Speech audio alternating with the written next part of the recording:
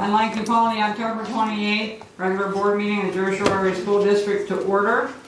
Mr. Allen is with us present by phone call. Mr. Enders, roll call please.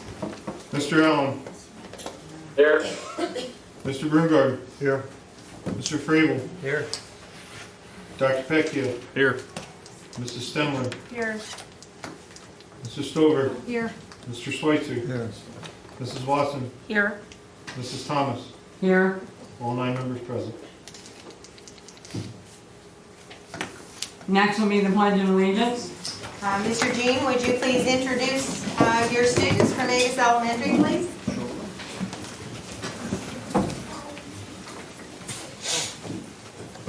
Good evening, Board. It is with great pleasure to introduce 2 students from Avis Elementary School, 5th graders. Sienna Boland and Parker Black is going to lead us in the pledge.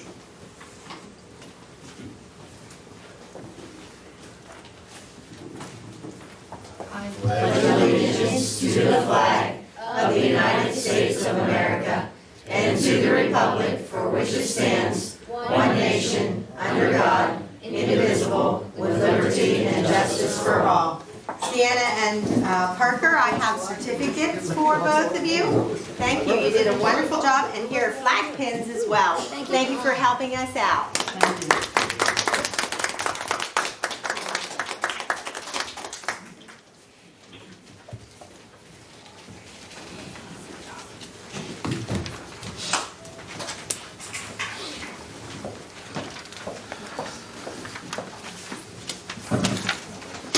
Next we have approval of the minutes. We have minutes for the regular board meeting of September the 9th, 2019, for the special meeting September 10th, 2019, capital projects meeting from September 16th, 2019, and the regular board meeting from September 23rd, 2019.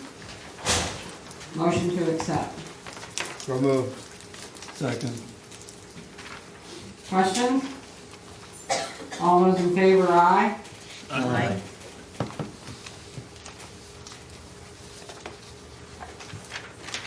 Treasurer's reports. We have treasurer's report from September 2019, investment reports from September 2019, board summary report from September 2019, and student activities report for September 2019.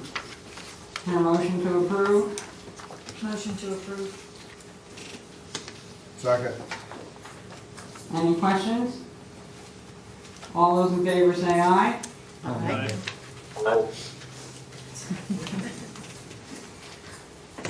Next, we have approval of the bills in the sum of $5,232,759.30.36. Questions? Motion to approve. So moved. Second.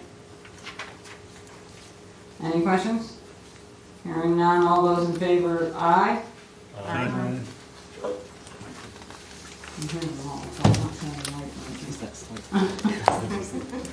Next is communications. Dr. Mark? Yes, I have several items for communication to everyone.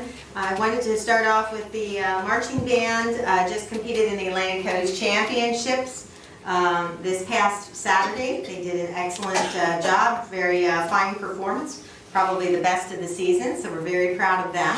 The football team will be going into the district playoffs. Their first game will be this Friday versus Shikellamy at our stadium starting at 7 p.m. The boys soccer team played in the semifinals this past weekend against Athens. They had a close loss. Athens 1 and Jersey Shore 0. It was a great game, and we're very proud of their efforts as well. Cross country boys, they attended districts. Unfortunately, we didn't have anyone advance to states, but a great season, 13 wins, 9 losses for them. Girls cross country attended districts as well, but were unable to advance, and they had a great season, 8 wins, 11 losses. Girls tennis, regular season, 8 wins, 8 losses. They advanced to the team tournament, and unfortunately they lost in round one. The doubles played 3 rounds but did not advance to the 4th bracket, but once again represented the school extremely well. Girls soccer had a regular season, 4 wins, 13 losses, and 1 tie. Unfortunately, they were not able to advance to playoffs, but we know they played their hearts out because we watched them do that each and every game. What's nice to report about the cheerleading squad is they increased their numbers from 3 at the beginning of the fall to 12. So they were looking mighty strong at the last football game, so we're real proud of that. And middle school softball completed their season with 10 wins and 8 losses. Middle school girls basketball has started and they competed in their first tournament. And the winter sports signups are in motion and the season will officially start November 18th. So we're moving right along, and that was a report given to me by Serena Henry, our athletic director, who is doing a fine job as well. I would also like to let the community know that Mr. Allen and myself have been placed onto PSBA task force. Craig Allen is the PSBA Charter School Reform Task Force individual who will represent Jersey Shore on that reform task force for charter schools, and I will be representing the district on the property tax reform task force by PSBA. So we're looking forward to those jobs that we have coming up, and we will represent the district and the Commonwealth as best we can. That ends my report. Thank you. President's report, there is none. And reading unit, Nothing to report. computer rep.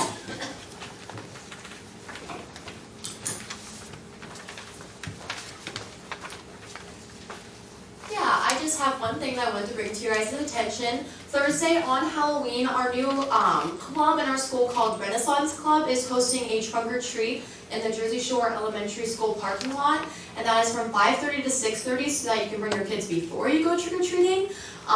It's only an hour long just to test it out because it is the first year, but if a lot of feedback happens, then it'll continue on for future years. So if you are out trick-or-treating, bring your kids by the Jersey Shore Elementary School. It is all of our clubs in our school that want to participate kind of in a competition to see which club did the best trunk. So stop by, let your kids get some candy, and vote on your favorite club trunk. Thank you. Thank you.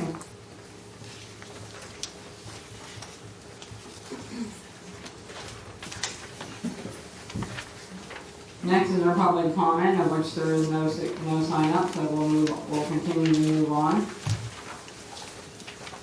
Personnel items. Superintendent's report. Next will be superintendent's report. Thank you. Having the wrong order.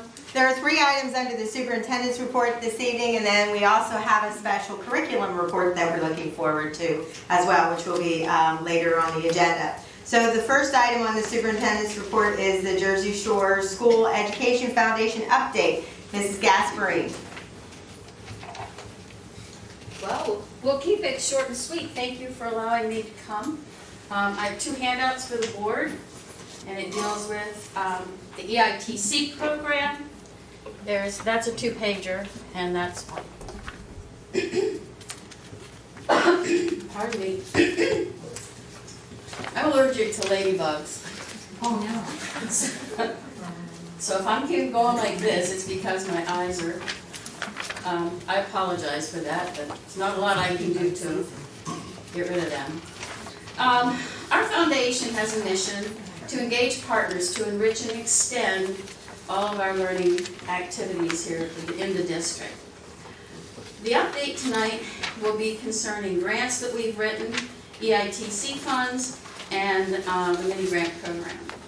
So, with the regular grants that we've written, number 1 is we applied for and received the following grants. In January, I applied for a Lycoming Law grant for the business law and crime, or crime and law classes. They go to the courthouse every year to observe an actual trial. We were awarded the grant in April to the tune of $1,600 to pay for that. In March, we applied to the Lycoming County Conservation District for funds for the outdoor club to purchase materials for their environmental stewardship activities. And we were awarded that in June for the total of $1747. In April, we applied to the Dollar General store for a literacy grant for additional materials for a literacy program at Avis. We already were awarded that in September for $3,000, and we've already purchased those materials. In July, we applied for an additional Learniture funding from PP&L under EITC funding. We were awarded by email $6,000 beginning in October, but as of yet, we have not realized the actual deposit of those funds or anything like that, so we're awaiting those. We will continue to look for and apply for grants to benefit our students and activities. Do you have any questions on those? Just want to kind of update you on those. EITC funds. EITC stands for an Educational Improvement Tax Credit. This is a program that is administered through the Pennsylvania Department of Community and Economic Development. Businesses will apply to be a part of this program, and the state government sets aside certain funds where businesses, in lieu of paying taxes to Harrisburg, can have an opportunity to donate those funds to nonprofits. The state is the one that sets aside the biggest pot of money that is then divvied up.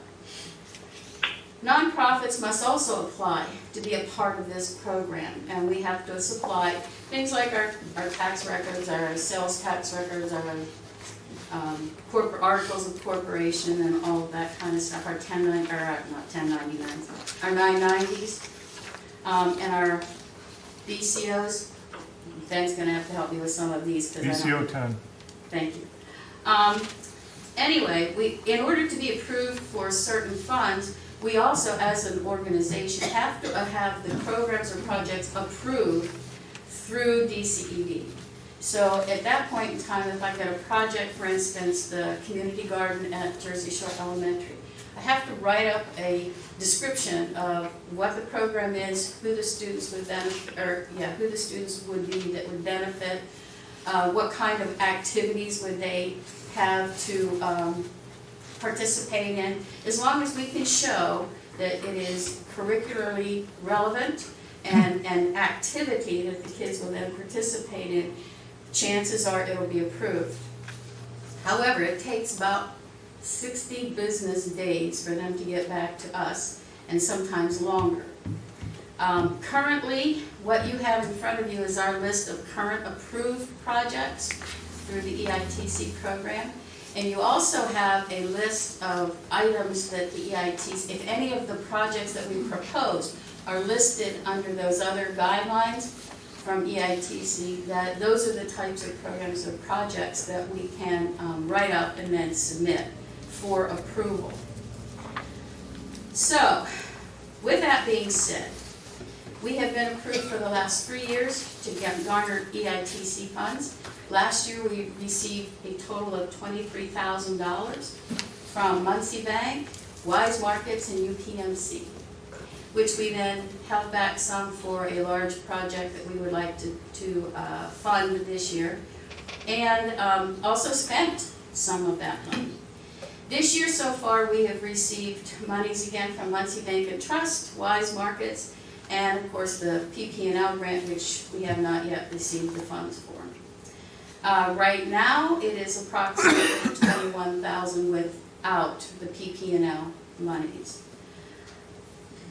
We have submitted a request to Harrisburg for approval for the Learniture and the STEM classroom over at Jersey Shore Elementary, which we haven't heard from yet. We will continue to identify programs and projects for EITC funding and writing the descriptions and submitting to Harrisburg. If anyone has any suggestions for programs or projects that we could consider, please let somebody on the Foundation's board know. Myself, Chris Yadis, Linda Lehman, Ben, Jill, any one of us. And then we'll just talk about it and see if we can come up with an avenue, a description of a project that we can do. myself, Chris Yardis, and Linda Lehman are the three individuals that review our mini grant program that we have through the foundation. We had our meeting tonight. We received 11 mini grants this year, which is far more than we've ever had submitted in years gone past. We have awarded some tonight, some I have questions about, and they will all be notified tomorrow when I gather the appropriate paperwork. We also have approved at our last meeting what we call an anytime grant. Little things kind of pop up over the course of the year. An example would be last year, one of the art teachers had mentioned that they needed a metal shelf to put their hot items out of the kiln on. And of course the deadline had passed for teacher mini grants and whatever. So we started kind of investigating this notion, and we came up with a form, and the principals all have it. It is exactly what that says it is. It's an anytime grant. It is not to be used to supplant any other type of funding, either a mini grant, regular budgets, anything like that. But these little objects, these little things that come up over the course of the year. At this time, we have not set a monetary limit on it. It is a rolling submission deadline. It will be voted on by the entire foundation board at a meeting, which occur every other month. So, this is an experiment. We're gonna kind of see where that grows and where it goes to, for that matter. That's about it. So I would like to thank the faculty and staff and all of the board members who have pledged their support for the foundation. Our participation numbers have increased dramatically, and it will make our job of applying for other grants and seeking funding a whole lot easier to justify by showing the high percentage for our local support for what we do. That's about it. If you have any questions, I'll be happy to entertain them. No? Okay. Thank you, Leanne. Thank you. Okay. We're really appreciative of everything you do. Thank you so much. Next on my report is STEM on the Move mini grant. Mrs. Newford. And I hear you have a PowerPoint. I do. Okay, as a committee member of the STEM committee at Jersey Shore Elementary, I decided to volunteer and apply for the Mansfield site level mini grant for $1,000 through the STEM on the Move program. I applied for the grant on October 2nd and I was approved on October 23rd. The main goal for applying for the grant was to be able to expand our lab materials and provide the opportunities for the students to be able to explore and build and inspire their interests, hopefully in engineering, art, or math in the future. But our main vision is to be able to eventually have enough materials to provide a lending library to all the elementary schools and to create maker spaces for the teachers to sign out in the elementary libraries. The materials that I plan on purchasing with the $1,000 grant, we need more Keva blocks, which they're normally for 800 is $349.99, but I would be getting 2 sets for approximately $700. There's also the Keva Brain Builder task cards, which are normally $14.95 for 1 set. 2 sets we're going to get at $29.90.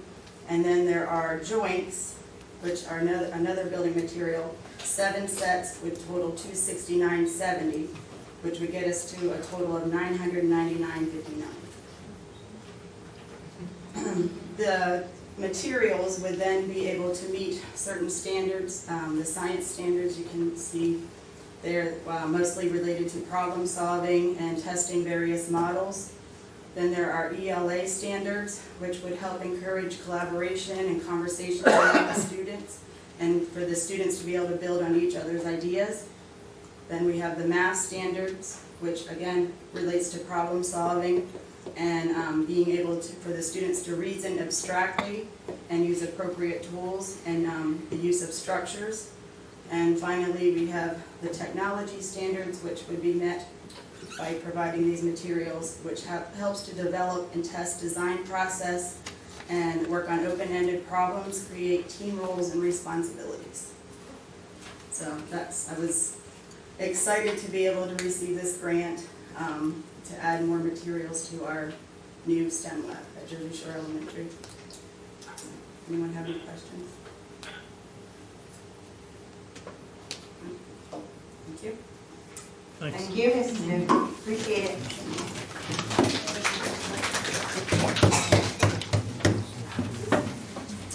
And lastly, on my report is the preliminary 2018-19 financial audit results. Mr. Enders.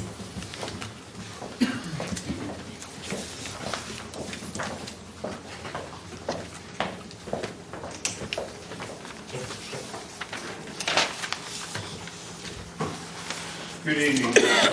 The document that I'm going to be referencing should have been at your seat when you arrived. I apologize, I was not able to attach it to the board agenda because I got the preliminary audit results Friday afternoon and finalized this document this morning.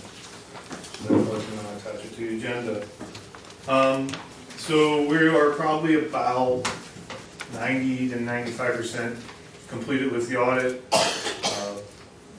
We're still on track for the audit to be presented and approved to you in the last meeting of November.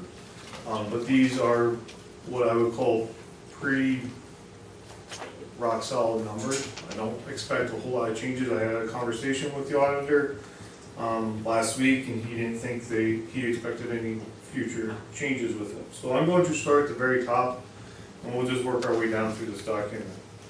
At the very top, you'll see expenditures. I want to bring to the board's attention that expenditures came under budget, about $367,000, which is less than 1% of what we budgeted. Revenues came in over budget, about $1.3 million, which is about 3.25% over budget. Now, those two combinations are very good combinations. The other thing with the revenue budget is we're going to talk about $380,000 that came in from the state. That's going to be at the very end of my presentation. So when you take out that $380,000 that really was not expected, it's a special money, we're about 2.33% over budget. The combination of those two amounts puts the end of year results at a surplus of about $1.6 million. That surplus, as I reviewed the accounts, can be directly linked to about 15 accounts, which I've listed those 15 accounts below. There's 9 expenditure accounts, and there's about 6 revenue accounts. So I'm going to start from the top and go down through them. Salaries came in under budget about $156,000, which is less than 1% of what we budgeted. Benefits, when you take out unemployment compensation, because I'm going to address that in the next line, came in under budget about $93,000. There again, it's about 0.75% is that variance. The unemployment comp that I previously referenced, we have budgeted the maximum possible unemployment comp, if you remember through the budget process, for the staff that were furloughed in this fiscal year. That came in drastically under budget of about $142,000.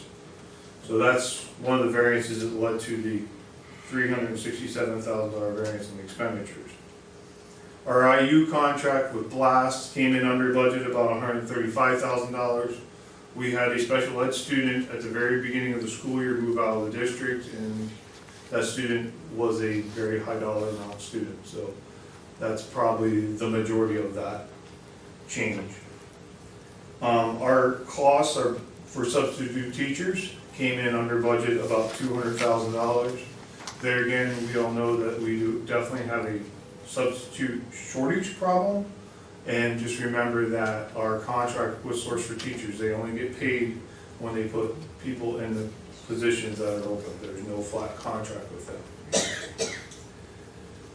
The next line item there was over budget about $139,000. That's the cost of the mold remediation from the beginning of last school year. After that, the cyber school / charter schools came in over budget about $530,000, which we had discussed during the budget process for this 1920 fiscal year.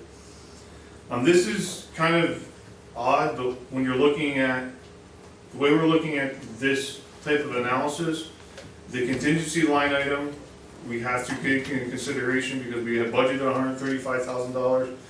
Obviously, there's no expenditures to that, so there's a $135,000 budget variance. And then our pre-K counts came in under budget about $100,000, which that's not that alarming because that's a direct revenue equals expenditures. So even though that came in under budget, the revenue it matches revenue dollar for dollar. So all in total, those total accounts there listed came into about $300,000.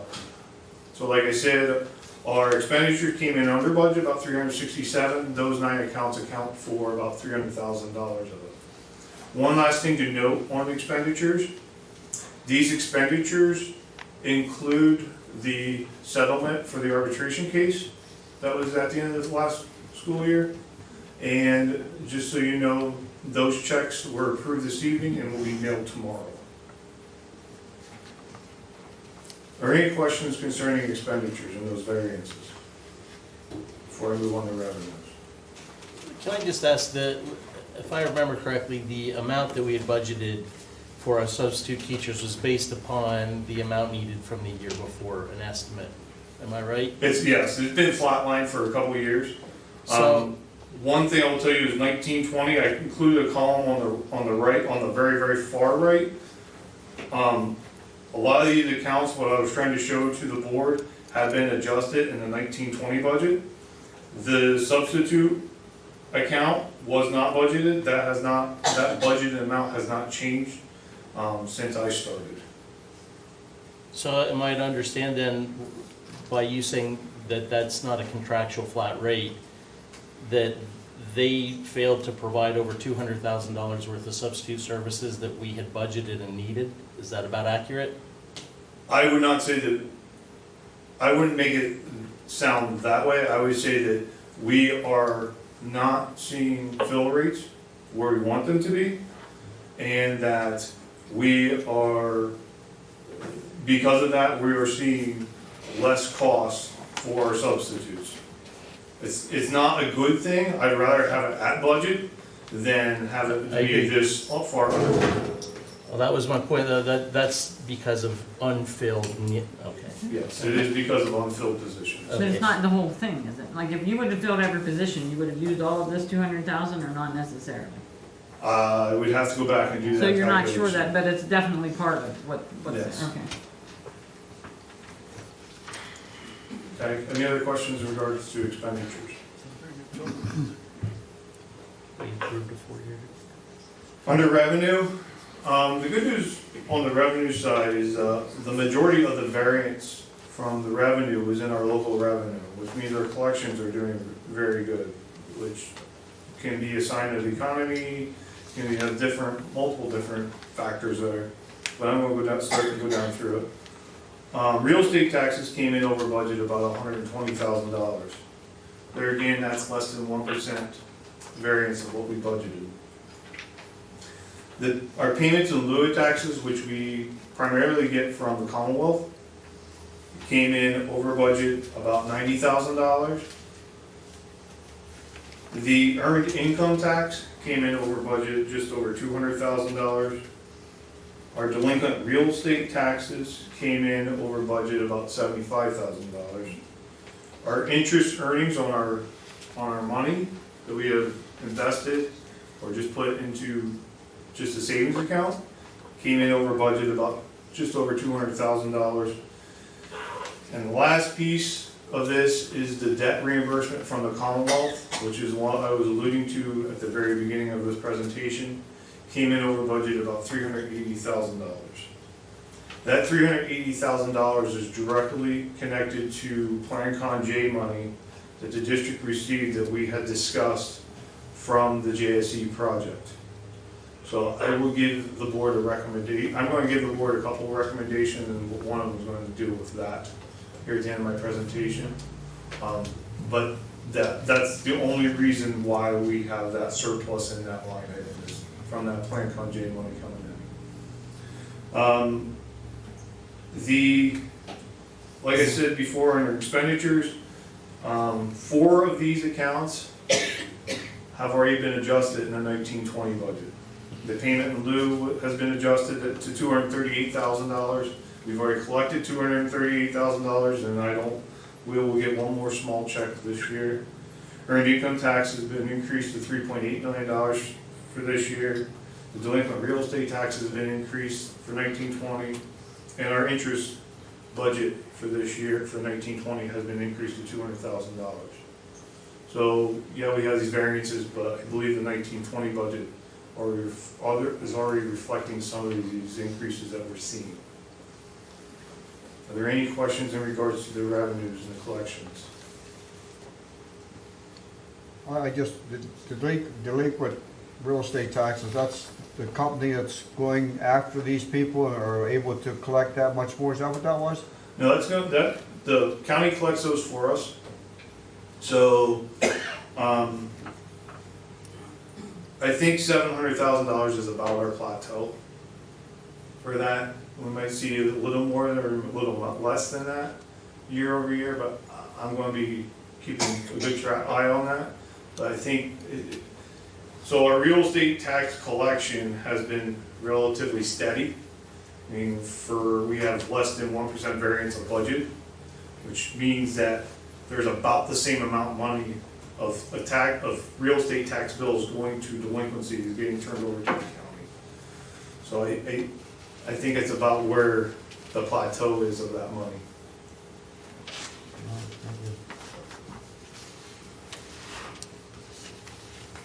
Any other questions in regards to revenue?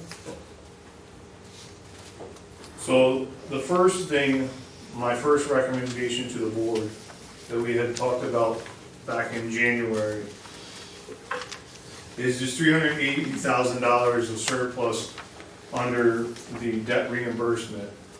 On January 28th, the board approved and I submitted to the Commonwealth Plan Con J's for the middle school and the high school. Those are still sitting at the Commonwealth for review. I have no idea when I will get anything back on them. I can tell you JSE's was submitted in about August or September of 2017, and we got that money back about 1 year later, almost to the day we got it back in the fall of 2018. So if we could receive these letters on those 2 Plan Con J's at any point in time. The thing with those Plan Con J's are they could potentially cost the district more money. That's what happened to, and if you remember this conversation, that's what happened with the Plan Con J's of JSE's. The amount that was funded with debt, our reimbursement percentage was actually lowered, so we owed money back to the Commonwealth. This surplus we got was from the cash that the district spent out of the capital projects account on that project. So my recommendation to the board would be to commit the $380,000 and some odd dollars for those future Plan Con J's for the middle and for the high school, till they're finalized, to determine if the district owes any money on those 2 Plan Con J's. That would give you a little bit of a savings account to hopefully pay for all of it, or at least definitely offset some of it. Commonwealth could come back and we could actually get more money, but I do not know if that's going to happen or not. Again, then, for the high school and nothing, okay? The middle school and the high school projects. There's 2 separate ones approved by the board on January 28th, and then they were mailed to the Commonwealth. So that would be my first recommendation. And I would, if the board would be okay with that, I would move forward with both of these for approval on November 11th, and then they can be reflected in these current financial statements. My second recommendation to the board would be to take at least $250,000 of the surplus and transfer it to the capital projects account. That at minimum would pay for the current pool project that was approved on October 17th. I would open the table up for a conversation. I would go as high as $500,000, but I would not go any less than $250,000. That's to the board's decision. I can tell you that with the pool project, if it comes in, what was approved, the capital projects account will have just short of $400,000 in it, knowing that we need a new roof at Salisbury. So that's where I would at least strongly think about putting maybe $500,000 out there. And then you would put the rest into the fund balance, because we've drawn that down the last couple of years to kind of help balance the budget out. Yes, if you put $500,000 into fund balance and commit the other $380,000, you would put about $719,000 into fund balance. If you go to the $250,000 rate with the $300,000 commitment, you would put about $970,000 into fund balance. Can I just ask, because you're talking about directing these funds, but can you just clarify then that we did not have a budget deficit this last year, based on these numbers coming out? The year we had end, no budget deficit. well, you had a budget deficit, but at the end of the year, you ended up with your actual results ended up with a surplus. Okay, okay.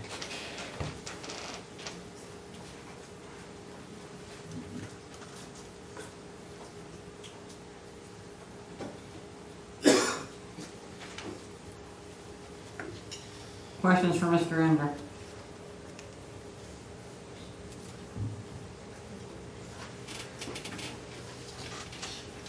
You're still looking for suggestions? I could see transferring $500,000 into capital projects and placing the rest of it in the fund balance since we've drawn it back a little bit. I mean, we're gonna need it for capital projects the way it seems. That's your recommendation, right? That would be my recommendation, is to commit the $380,000 for the other plank on J's that are outstanding, and then to commit $500,000 for capital projects. That would relieve remaining about $720,000 that would be turned over into your unassigned fund balance. Does that have to be a motion, or is that just automatic? What would happen is if the board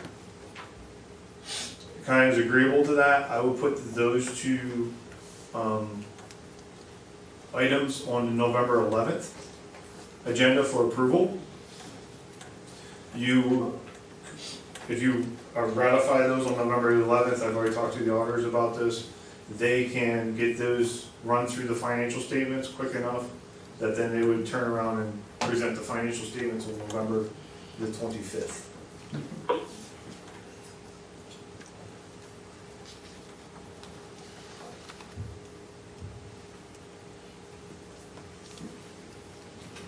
Any other comment? I'm okay with Ben's recommendations to do that. Anyone not okay with Ben's recommendations? Is this something we have to decide tonight? Is it necessary to decide tonight, or is it? No, we're not deciding, and he's Oh, gonna put okay. it on the next board, he's gonna put it on the next agenda. Okay, thank you. Okay. I will put those two items on the agenda.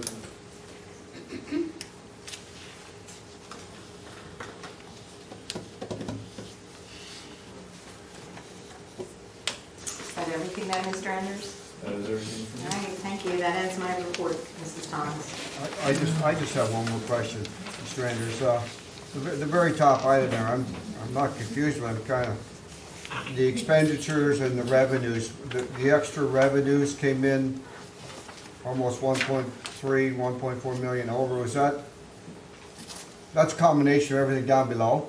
The bottom 6 accounts, so if you start at real estate taxes, you go down to the debt reimbursement, those amounts that I reviewed with you, they total about $1.1 million And the others of from the the state. $1.3 million that, Okay, I got it. okay? Yes.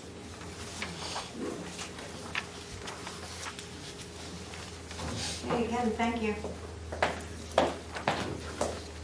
Right, being out of order, courtesy, the floor is next, and there was no one signed up for that, so we'll move on now to personnel. On personnel, we have items A through K. Can I have a motion to approve? Motion to approve.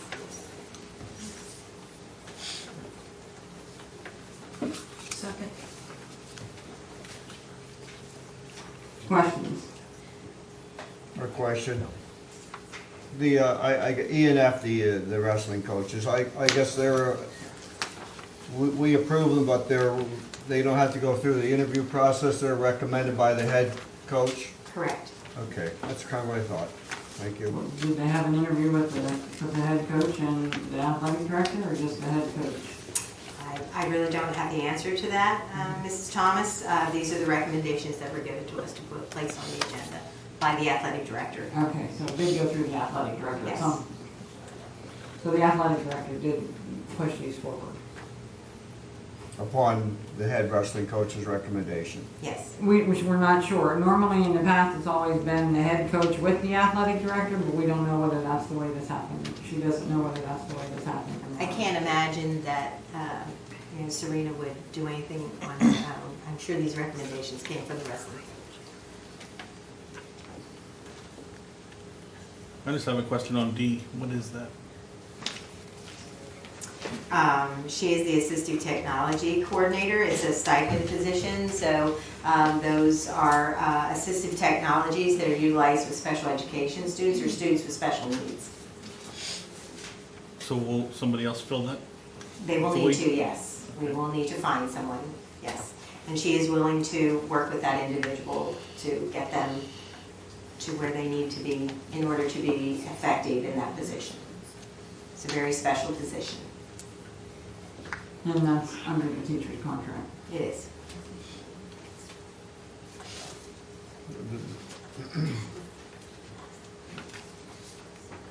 So this is gonna stop, basically already stopped, or she'll work with it until we get. She's continuing to do it until we find someone, yes. Any other questions? Hearing none, all those in favor say aye. Aye. Aye. Anyone not in favor, a like sign? The ayes have it. Curriculum and instruction, Yes, we have our next installment from the elementary. This is now Reading to Learn, and our grade level leaders representing Saldingsburg, JSE, and Avis are going to present. So ladies.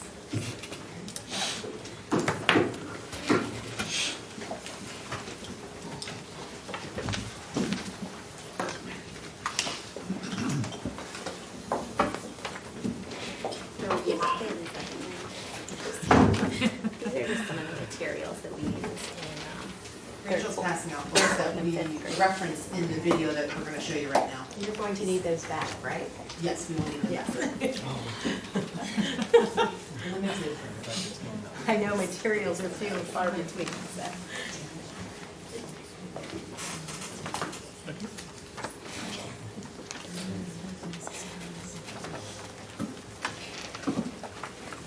In a perfect world, a teacher's class size would be small, and every student in the class would be proficient in reading at or above grade level. Teachers would have all of the reading support that they need for their learners at those learners' levels. There would be enough time in the day to cover everything that is necessary, with no skipping or rushing. We all know it's not a perfect world, so we as teachers try to do our best and what is best for our students. While not all of our students are at a level where they can read to learn, many of them are, and this is how we build those students' skills. Reading to learn means many things in the intermediate grades. Students are able to read any type of book on their reading level to gain knowledge about the subject. Reading to learn comes into play when students are researching and able to find the necessary information to complete an assignment. Third grade is unique in that it's the transition grade where students take the foundation skills of learning to read and begin utilizing their comprehension and critical analytical skills to learn key elements from a variety of texts. Our students are exposed to a variety of rich texts while studying different genres. In third grade, we begin to dig deeper into the text form to evaluate various components like word meanings, craft, locating precise details, and summarizing key events.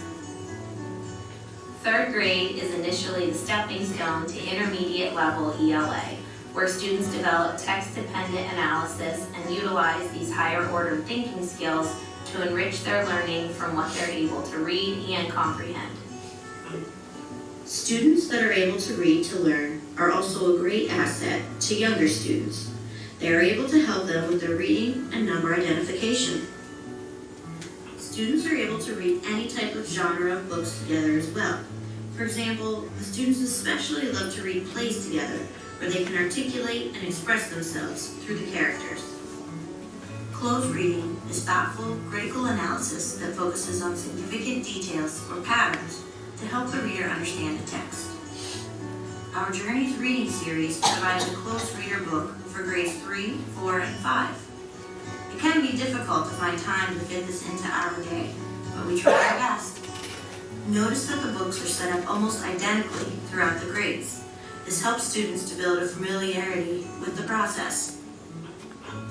The purpose of these strategies are to teach students to annotate text while reading, locate and identify key details or evidence, and make personal connections to the text. As you can see, a perk of this consumable is that students and teachers are using similar strategies, verbiage, and expectations while being exposed to grade level text.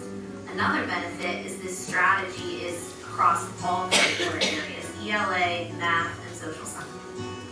In 5th grade, each reading unit lesson contains one written response question.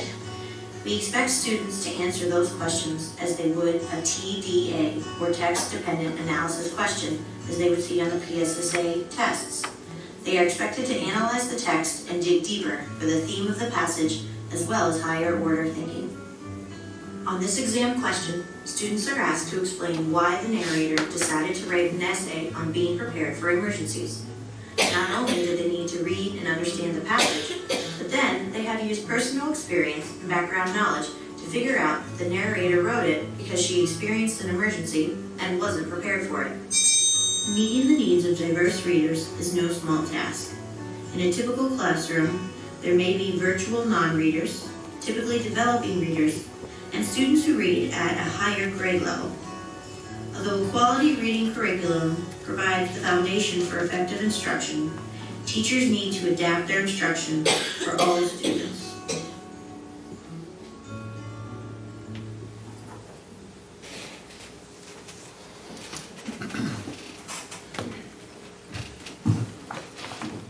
Thank you, ladies. That was very well done. And I think Mrs.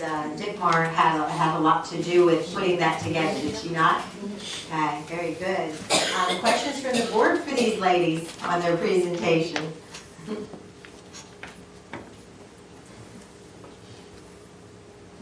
The closed reader, this is at each grade level, this workbook like Starts in this, 1st grade, and they have it in 1st grade all the way through 5th. and they're allowed to write into this book, this is a consumable book. I mean, we use it as a consumable. Yes. Okay.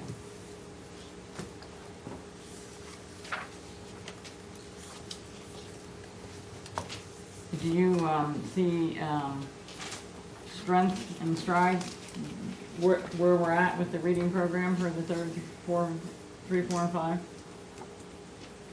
I find with this reading program, there are so many resources that when we first started, it was a little overwhelming. But now that you're in the groove, I now am adding more into my instruction, which is nice. And also it has tons of higher order thinking questions that we were missing before, where they have to analyze the text. So you're seeing growth yourself? I am. Okay, thank you.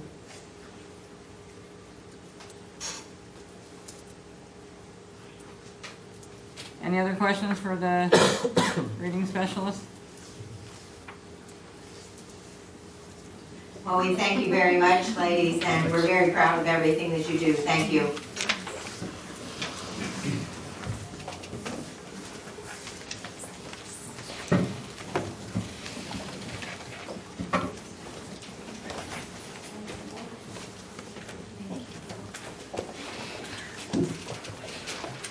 And that is everything underneath my communications report. Or my curriculum and instruction report, should I say.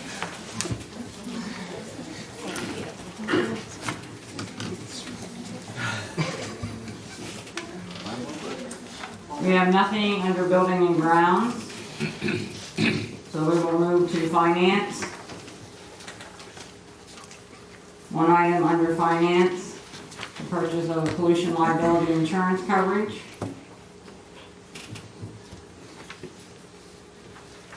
And I have a motion to approve.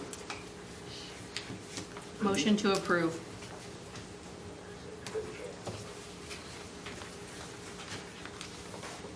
I'll second. Questions? I have one, is this a new policy, or has this been, is this a renewal, I guess? No, this is a brand new policy. This is part of a conversation I had with the insurance agent concerning trying to get some coverage for mold for the district. We also found the need for coverage for the sewage treatment plant at Salisbury. This would also with the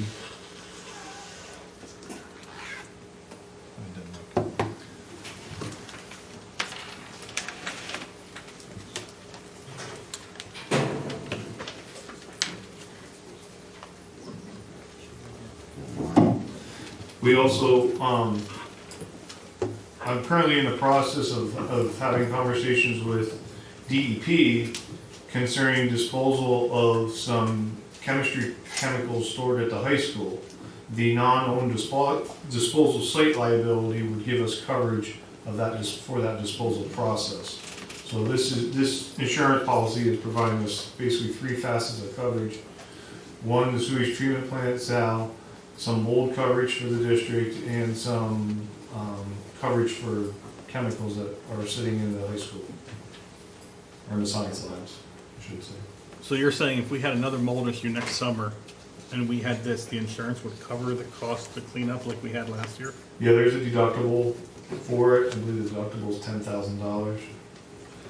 But We spent about $135. yeah, our coverage, our cost would be about $150,000 last year. And you're also saying that if we had a problem currently in Salisbury with our sewage plant and had a release, that we would have no coverage currently? No, that is correct.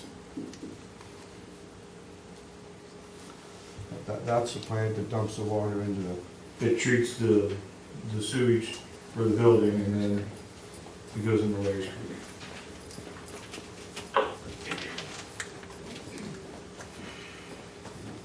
cover your butt, I guess.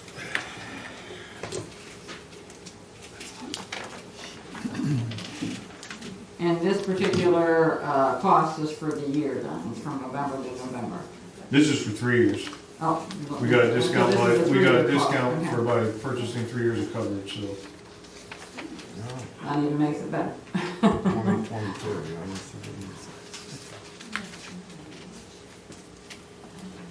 And the cost for the public is $26,660 for this insurance, and as Mr. Andrews just identified, it is a 3-year coverage. Any other questions? Hearing none, all those in favor say aye. Aye. All those not in favor, like sign. The ayes have it.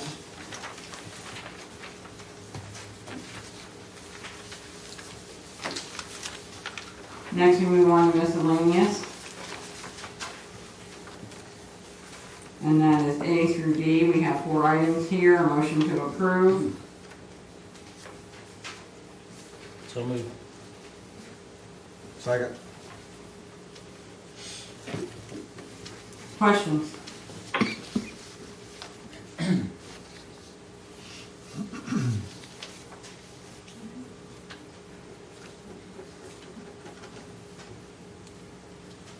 No questions? All those in favor say aye. Aye. All those opposed, like sign. Ayes have it.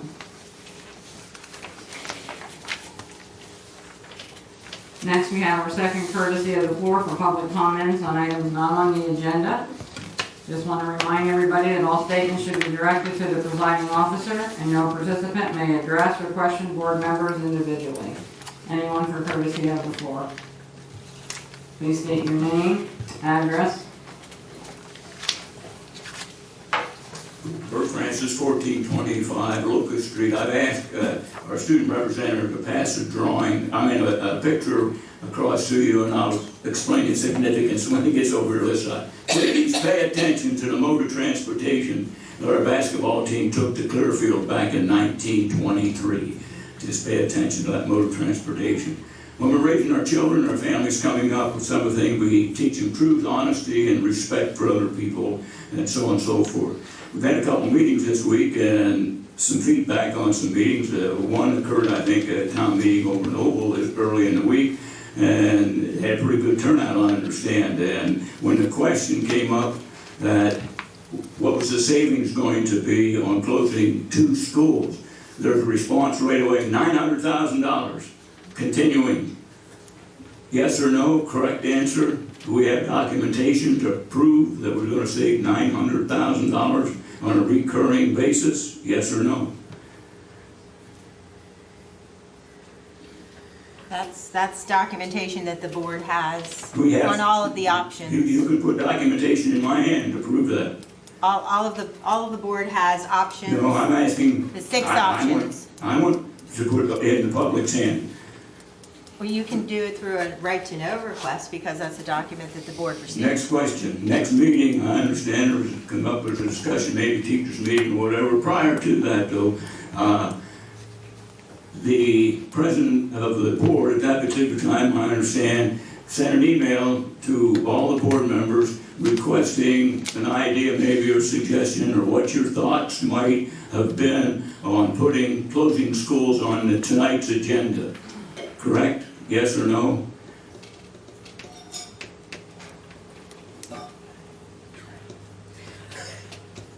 Is my understanding, no. I did not get an email that asked if we wanted to put it on this agenda. Thank you. Any other results to that question?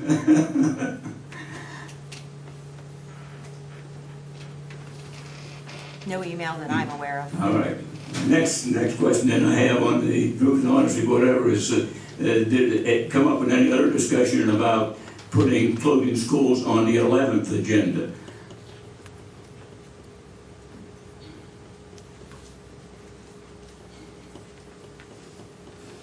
Thank you. Picture? Oh, okay. I did not receive an email to identify to put the closing schools on any specific date of an agenda. Thank you. I did not receive it. Right. I'm reading for the picture.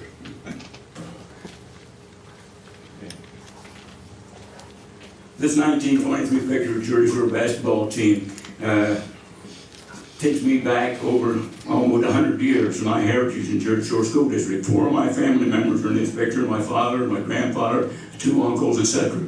My father was one of 5 men on the New York Central Railroad who was able to commandeer this mode of transportation because it was built for the 5 top executives of the New York Central Railroad. So he thought it'd be a good idea to take the basketball team to Clearfield in this mode of transportation. I just thought you'd be interested in seeing that.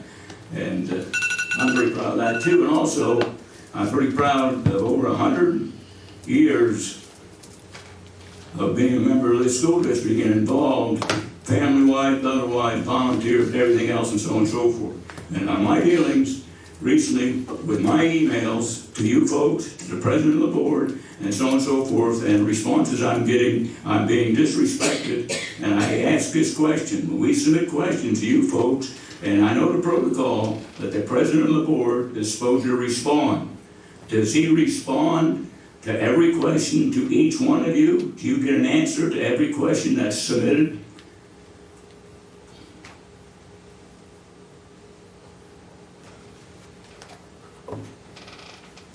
No question, no answer. Evidently, he does not respond to every one of you on every question. So if that isn't happening, it should happen. This board should be aware of how the president is responding, so you know what answers are coming back to the people. My last request, you received, I thought, a pretty good request. Mr. My response, Francis, we want to thank you for your time. one sentence.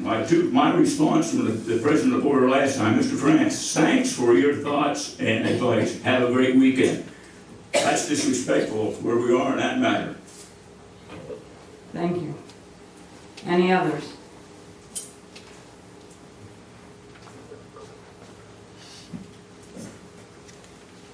Hearing none. There is no executive session scheduled unless someone thinks we need one. No one jumping at that, we will move on to adjournment. Motion to adjourn. Not yet, I just have one question. Go ahead, sorry. New business, old business, just a question about athletics. Okay. With the start of the season coming up in the swimming, people have asked me about transportation for the swim team to and from practice. Has a decision been made on that? Ken, have you heard anything from Serena on transportation? I haven't gotten any requests for it, obviously, we can make it happen, I would just need to know what days and times and all that, but Serena hasn't reached out to me yet. I'm sure she will, though, once they know when they're gonna practice and all that. Well, the specific question that I've had from people, in the past I was told, and I don't know, that it was mandatory that swimmers ride a bus provided by the district to the alternative swim location from the school and back. Is that required?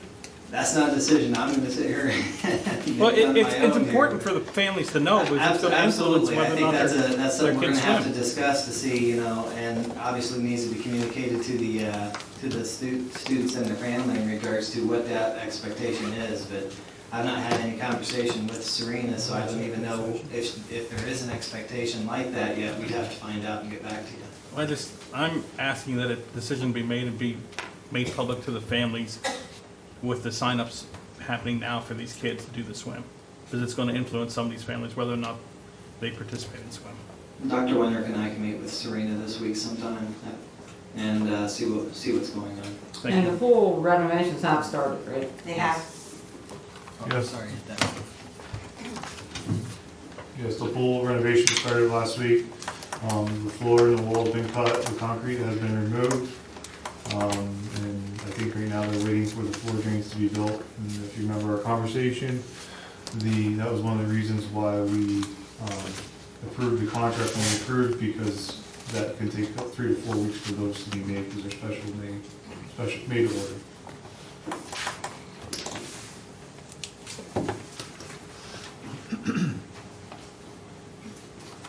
Any other questions under old business?